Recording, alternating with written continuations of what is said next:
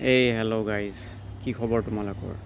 চ' এনেকুৱা এটা চিটুৱেশ্যন তোমালোকে ফেচ কেতিয়াবা কৰিব পাৰা যে তোমালোকৰ মেনেজমেণ্ট বা তোমালোকৰ মেনেজাৰ বা তোমালোকৰ বছে আহি পেলাই তোমালোকক ক'লে যে ভাই তুমি এটলিষ্ট থেংকফুল হ'বা যে বেলেগততো লে অফ চলি আছে বাট আমাৰ কোম্পানী এটলিষ্ট তোমাক চেলাৰী অন টাইম দি আছে। সেইটো কথা যদি কয় তেতিয়া ডোণ্ট বি কোৱাইট ব্ৰ', মনে নাথাকিবা, জাষ্ট ৰিভাৰ্ট।